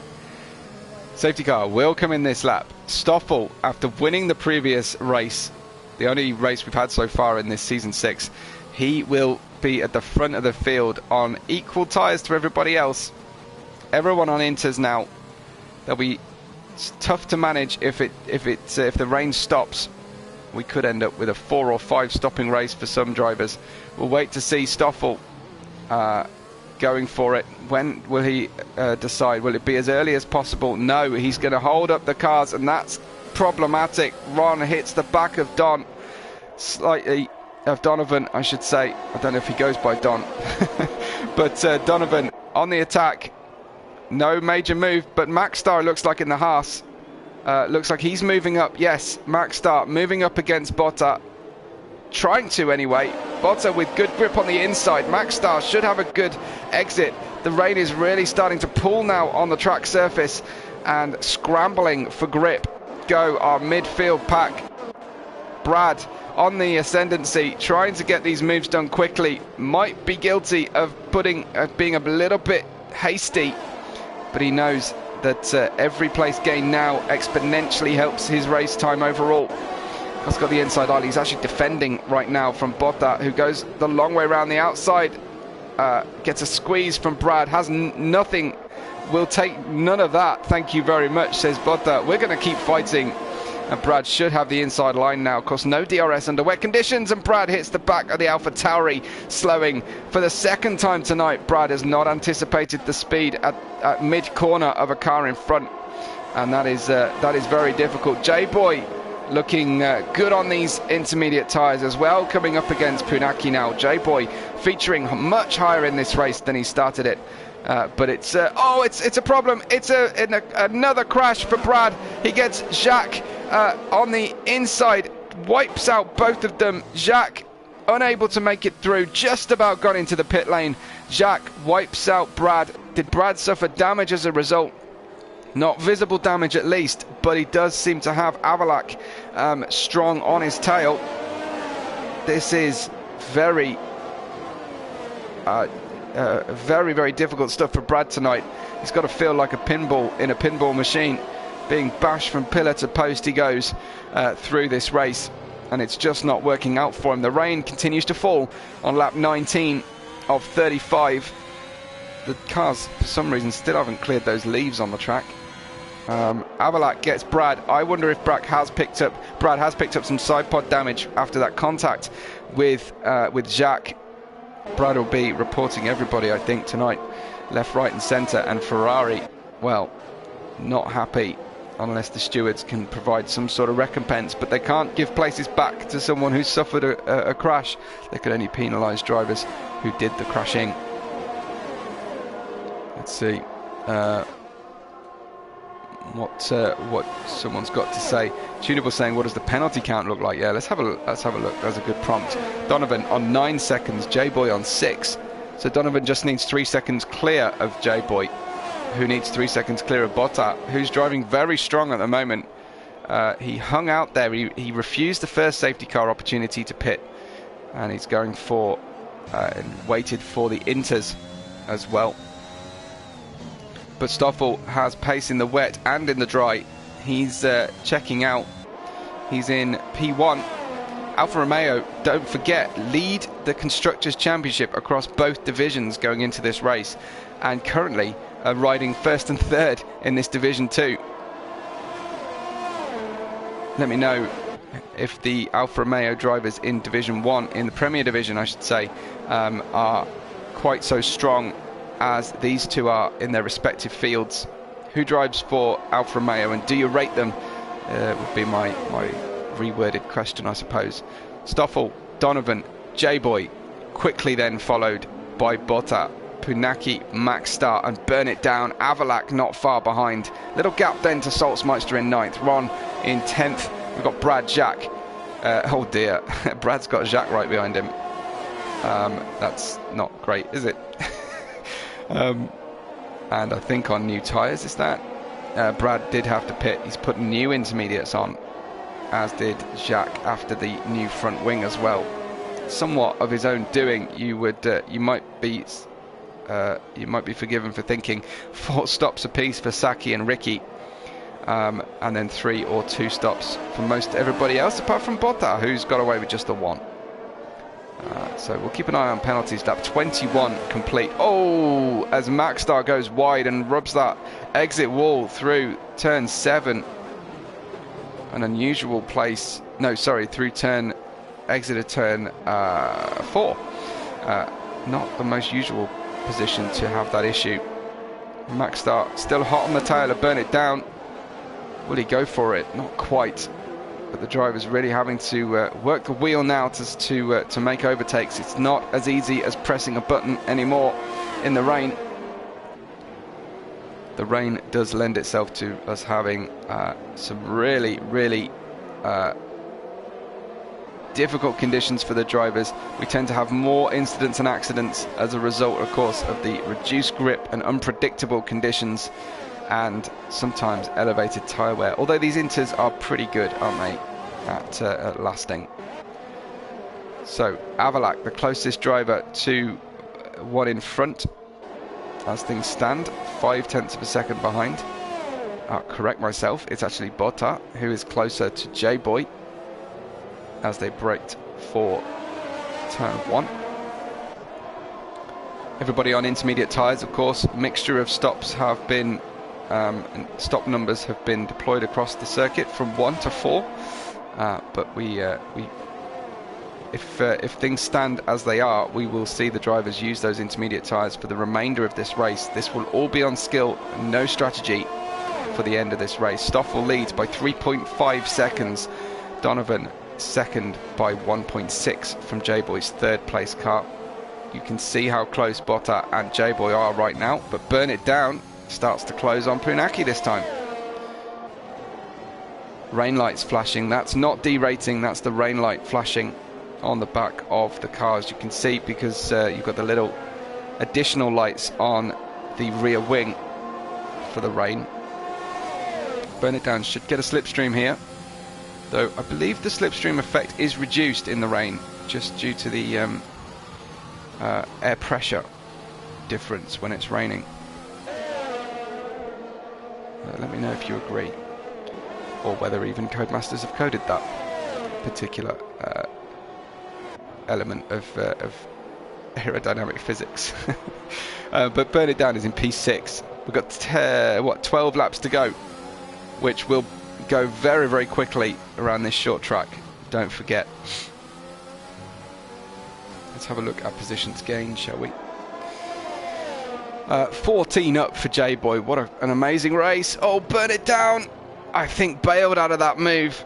I think he got the braking too late and had to turn into the corner too strongly.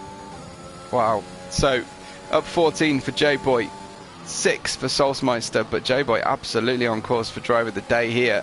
Tremendous performance. Botta up 7 is very good too, and Saki up 5.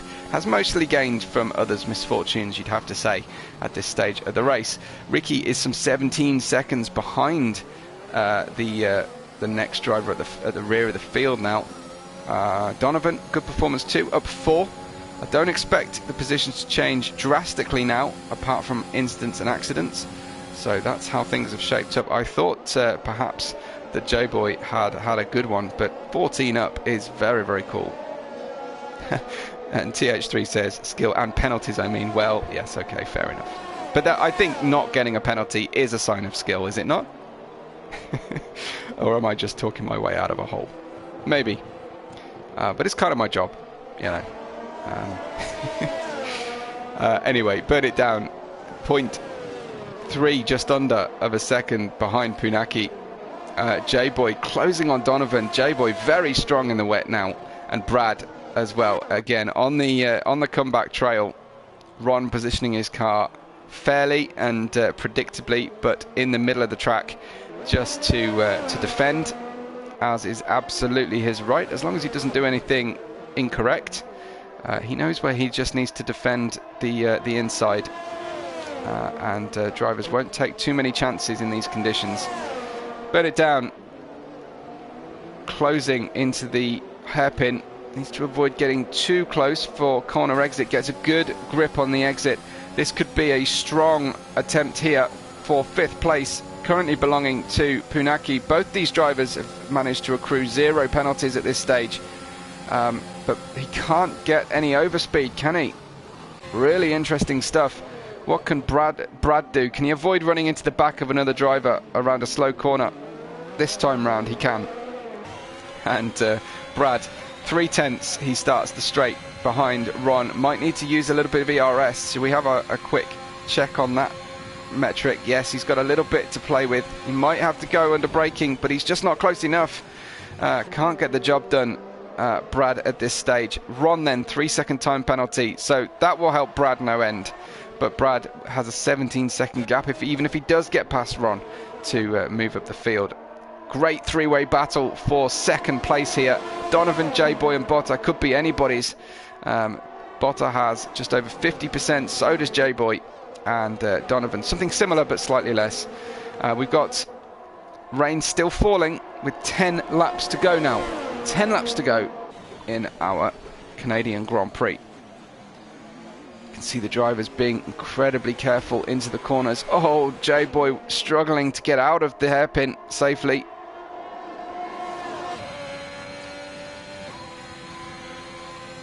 And can't get anywhere near on the start on the Casino Straight.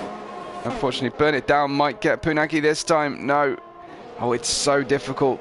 You just want the straight to be slightly longer, but Burn It Down picks up his first penalty of the evening. Takes the pressure off Punaki this time. And Ron is closing back on Brad. And in fact, Ron has saved a lot of ERS here. Spending away. Brad very keen not to get taken out, as Shakes was, with a car retaking his position. Tiptoeing around the final chicane, and high quality racing from both drivers there, although that's going to allow Jacques to enter the fray and be on the back of Ron. Maxstar, has he had a problem? He's in the pits, in fact, so Maxstar has pitted for dry tyres. Man, it's clearly not dry tyre weather, is it? Am I missing something? He's put medium tyres on with the rain falling almost horizontally in some parts of the track. Punaki now makes it a penalty clean sweep from 2nd to 6th. Solsmeister some 6 seconds behind. What on earth is Maxstar up to? So those penalties cancelling each other out from 4th down to 6th. But Donovan has more than J-Boy, who has more than Botta at this stage of the race. Burn It Down making the move now on Punaki.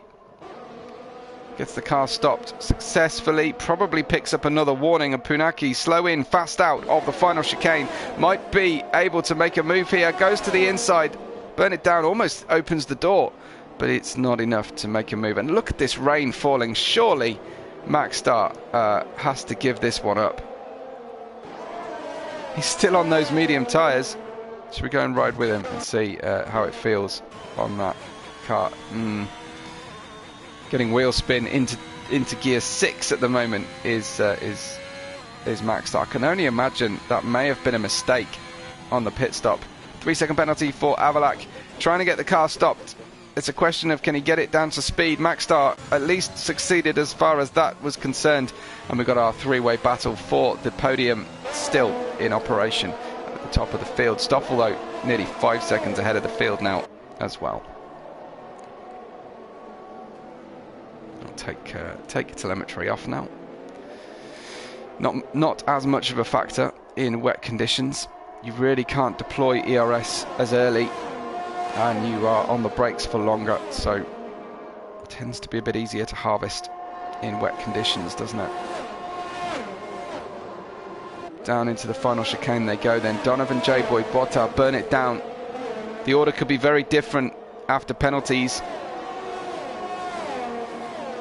Botta well within range here to get 2nd place on penalty countback. Could be very interesting last 7 laps. Man, those last 5 laps have gone very quickly, haven't they?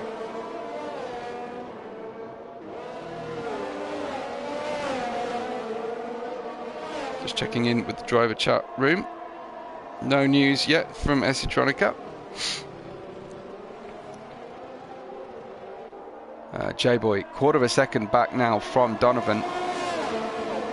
Might be going for a move shortly. He needs to go for the move to defend from Botta's fewer penalties, but Burn It Down's right there too. Avalak drops down to 12th. He's gone to the pits. Avalak in the pits. Tell me that's not another driver going for dry tyres. I think there's a stronger chance of going for wets at the moment. Avalak in the pits. Will that be a change of tyre? No, he's coming out on intermediate tyres again. Okay. Good info. J-Boy then now too far back from Donovan. In fact, he's looking in his mirrors at Botta, who's now picked up another penalty. I think he even touched the wall on the way out of the Wall of Champions. Had a moment there, and Burn It Down will be able to get very close on braking. Again, the car's tiptoeing their way into turn 1. Burn It Down up to P4 now, with just 3 seconds of penalties. It spread the battle for the podium out a little bit, but not enough to for those penalties to stick. Botta has managed to lose his fight for the podium. He's coming back, is he?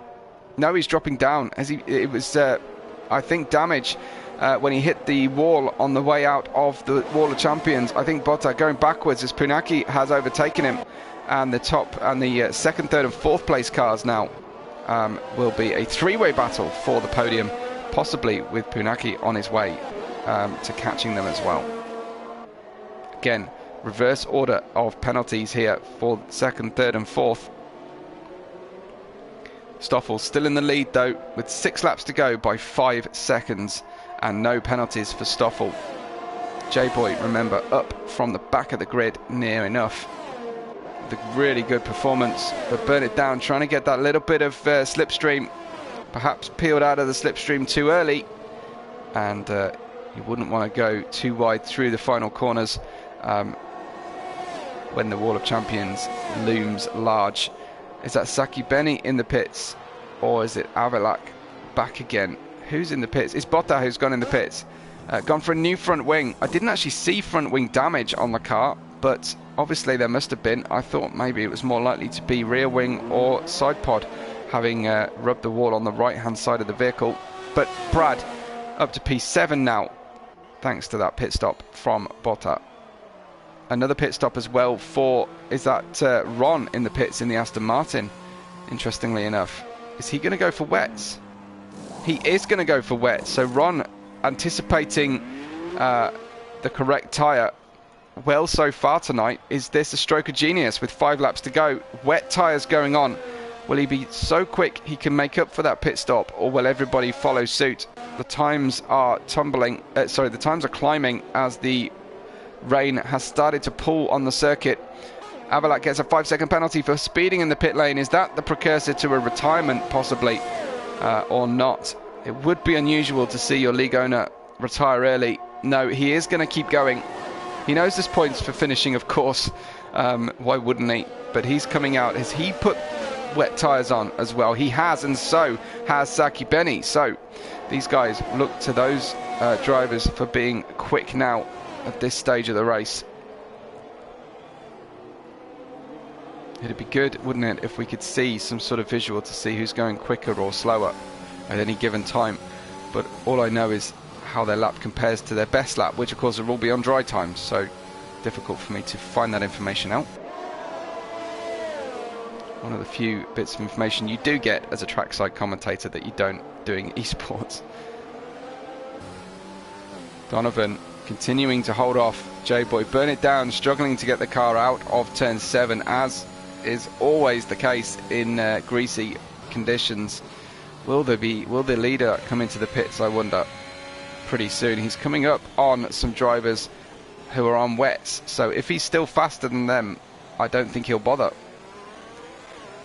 Avelak and Saki Benny, Avelak and Ricky close to being lapped now on lap 31, but we have had some interesting scenarios develop. Let's ride with Stoffel, see if he decides now is a good time for the pits. Of course, he's got the most to lose. Ricky picks up a penalty trying to enter the pits, which is very frequent from drivers when they're trying to get into a wet pit lane, of course. But Stoffel continues to lead. I think he'll hang this one out. I think he'll run until he's got no chance whatsoever, although Donovan is going slightly quicker than Stoffel. Donovan with a little bit of oversteer on the way out of the corner though. The gap will start to open up again, but actually it did seem as if Stoffel is a little bit slower than these guys. Great exit from the corner for Burn It Down as well. Should be hot on the heels of J-Boy at this stage, because it's so difficult to not pick up another track limit penalty in these conditions. J-Boy, I think that might be lag, just struggling to follow the car smoothly on the circuit. But tremendous display by the drivers here tonight. Penalty countback is going to make things a little bit awkward for the final lap, unless we can get some equalisation going on for the drivers. Punaki has entered this battle. It's now 4-way battle for 2nd, 3rd, 4th and 5th. Donovan stretching his gap slightly. Burn It Down not letting J-Boy get away.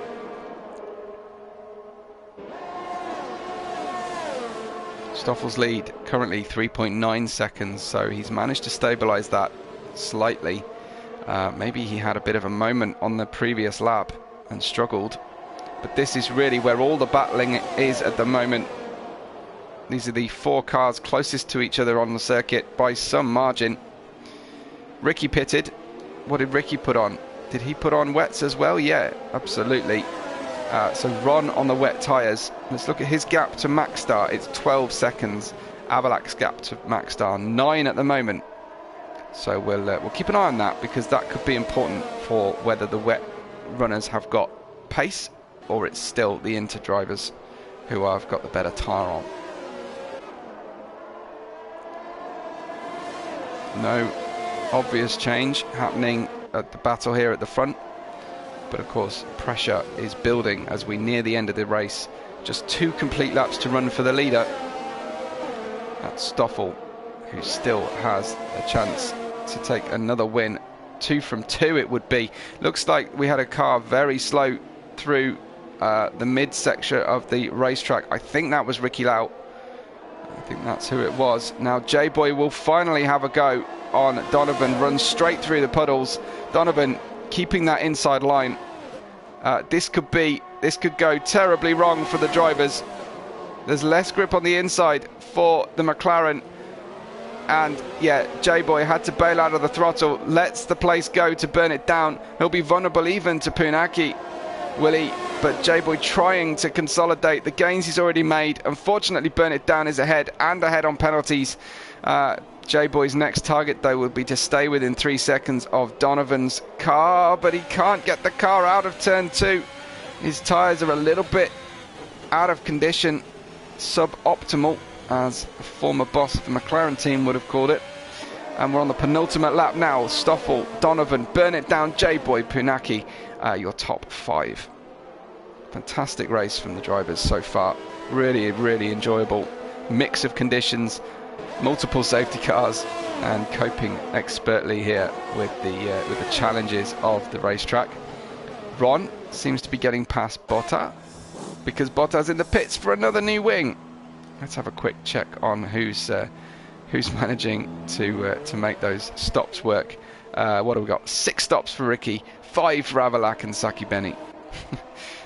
Not exactly plan A at all. Burn It Down now. He's the next target, very much in his sights. He's going for a move here on Donovan at the end of the race. Has he got more ERS? Donovan defends to the inside once again. Looks like the sting has gone out of J-Boy's pace at the end of the race here. Struggling for grip, struggling to get out of the corners. Certainly not going to help running on the grass on the way out of the final corner there in the wet. But got to hope from a neutral's perspective that J-Boy can get his car back running as he'd like. Punaki was slow through turn 1 and 2. He's now vulnerable to a lapped vehicle. That's Saki Benny's Alpine, who crosses his path. Thankfully Ghosting is on there. Otherwise that would have been traumatic. These 4 drivers still super close as Saki Benny gets a penalty. Oh no, don't cost J-Boy the race by swiping across his front wing, Saki Benny. J-Boy might well have something to say about that kind of driving, but I think his tyres have virtually had it anyway. Stoffel is about to close this race out now. He's so close to finishing as Saki Benny unlapping himself fairly unnecessarily. He's got a massive gap to other drivers. This is really causing problems for the leaders here. But Stoffel could well do this. He could make it 2 from 2. Francois saying Punaki drove the day. I don't think so. I think it's going to be J-Boy. But it's Stoffel all the way and wins the race yet again. A second win from the first 2 races. And we'll see how all the penalties work out. It is going to be Burn It Down on the second step of the podium. Punaki managed to get up to P3 with no penalties at all. Donovan and J-Boy. J-Boy just pipped by Solsmeister, in fact, at the end. So it's Stoffel, Burn It Down, Punaki, Donovan, Solsmeister, J-Boy, Brad, Jacques, Ron. Well, we'll see. We'll see, shall we? Jacques crosses the line. Equal penalties to Ron, who has equal penalties to Botta as well. So they're just coming through the hairpin. Such is the gap for Stoffel. He's so far ahead of the rest of the field. One of the AlphaTauris has stopped and left the session early doors. looks like. Punaki very happy with third place. And we'll watch the last few drivers crossing the line here. Botta in 10th gets his lap complete. Max Star might catch Avalak if he has a fantastic end to the track, but that kind of a exit out of the corner might stop him. I don't think Max Star got him in the end with that difficult response, difficult acceleration out of the final corner. But it's Stoffel who got it all the way. J-Boy 009, he does get indeed driver of the day as predicted with his position climb at least. Be pretty mean-spirited not to give it to J-Boy, wouldn't you? But Stoffel on the top step of the podium yet again. And good points for Alfa Romeo, who continue, I would imagine, to lead the Constructors' Championship here at FTR. I'll take you through the final order before wishing you all well and on your way. Please make sure you've liked the video tonight, subscribe to the channel. If you've enjoyed the commentary, you can find me on most social media at WebORed5. So, there's your winner, Stoffel, from second on the grid and fastest lap, really maximising his points during the race at least. Burn It Down picked up second place for a good Mercedes finish. Punaki, Donovan, third and fourth, then Solsmeister, J-Boy from 17th on the grid, getting that P6. Solsmeister also from 14th on the grid. We've got Brad, Jacques, Ron, Botta, Avalak. Max Star didn't get Avalak by the narrowest of margins. I'll just have a quick look at the race director as well. Look at those pit stops. It's almost filled the screen. Then it's Saki Benny finished, Ricky Lau, but we lost Wezo, Martin Shakes, and of course in the same incident, Citronic. So yeah, some great congrats going in, some GGs. Burn It Down lost 3 front wings in that race. Incredible stuff. But there you have it. Fantastic race here at FTR. Remember to subscribe to the channel and you won't miss the Premier Division. But from me, Webbo, from everyone at FTR, and everyone, of course, in the second division, thank you very much for being part of our stream, for liking the video and adding to our metrics. And I personally, I will catch you on the next race day.